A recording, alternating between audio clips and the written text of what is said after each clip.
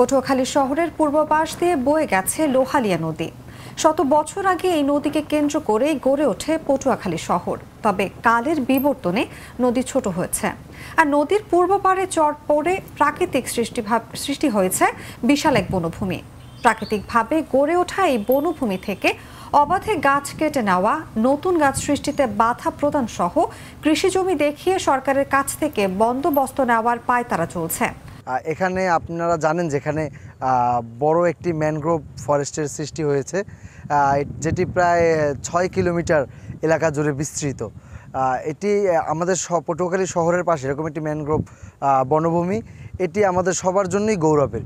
কিন্তু দুঃখজনক যেটি বিষয় হলো যে দেখা যাচ্ছে এখানে খোঁজখবর নিয়ে প্রায়ই এখানের গ্রামবাসীরা কেউ কেউ এখান থেকে গাছ কেটে নিচ্ছে।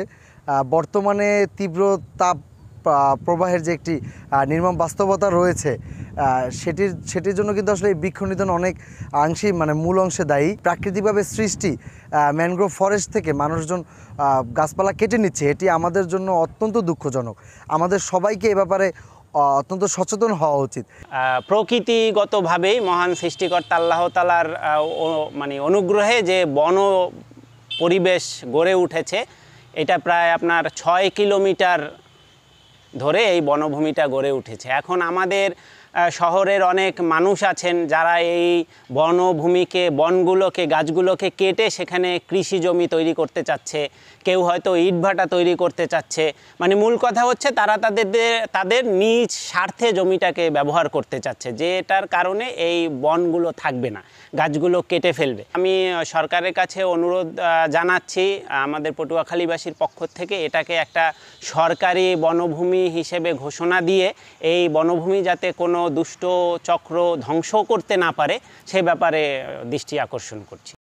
স্থানীয়রা বলছেন এই প্রক্রিয়া বন্ধ করতে না পারলে দখলদারদের কবলে পড়ে ধ্বংস হতে পারে প্রাকৃতিক বনভূমি। এই যে বনটি তৈরি হয়েছে, এটাই আমরা চাই যে এটি রিজার্ভ ফরেস্টের কাছে দিয়ে দেওয়া হোক, যাতে করে এই বনটি তারা রক্ষণাবেক্ষণ করুক এবং এটা আমাদের রিজার্ভ হিসেবে থাকুক, যাতে পটুয়াখালী শহরের মানুষ যে অক্সিজেনের ব্যবস্থা থাকে, যে প্রাকৃতিক যে সৌন্দর্য থাকে, সেটি যেন অবলম্বন করতে পারে। আর এর জন্য যা করা দরকার, আমরা পটুয়াখালীবাসী মানুষ, আমরা যারা সচেতন নাগরিক আছি, আমরা এর জন্য মানববন্ধন এবং ডিসি স্যারের কাছে যে স্মারকলিপি যদি দিতে হয় সেটাও আমরা করব। এবং আমি পটুয়াখালীর যে সচেতন নাগরিক আছে তাদেরকে উদ্যত আহ্বান জানাই যে আপনারা এই রিজার্ভ যে ফরেস্টটি রয়েছে আমাদের যে শহরের পাশে, সেটি যেন বন বিভাগকে দেওয়া হয় এবং এটি যেন রক্ষণাবেক্ষণ করা হয়। এই বিষয়ে জানতে চাইলে পটুয়াখালী বন বিভাগের বিভাগীয় বন কর্মকর্তা মোহাম্মদ শফিকুল ইসলাম বলেন, বনভূমিটি বন বিভাগের তফসিলভুক্ত না হওয়ায় আমরা এটিকে সংরক্ষণে কাজ করতে পারছি না। এই বনভূমির ভিতর থেকে যে অবৈধভাবে গাছ কেটে নেওয়া হচ্ছে, এই ব্যাপারে আগে আসলে কোনো তথ্য আমাদের কাছে ছিল না, আর ফরেস্ট থেকেও আমাদের সাথে কোনো রকম তথ্য দেওয়া বা কোনো রকমের যোগাযোগ তারা করেনি। এখন যেহেতু বিষয়টি আমাদের নজরে এসেছে, আমরা আমাদের নিজস্ব যে পদ্ধতি রয়েছে, প্লাস আইন শৃঙ্খলা রক্ষাকারী বাহিনী রয়েছে এবং ফরেস্ট, তাদের সকলের সহযোগিতা নিয়ে কীভাবে এই বনটাকে টিকিয়ে রাখা যায় এবং এটাকে আরও ভালোভাবে সংরক্ষণ করা যায় সে ব্যাপারে আমরা প্রয়োজনীয় উদ্যোগ গ্রহণ করি।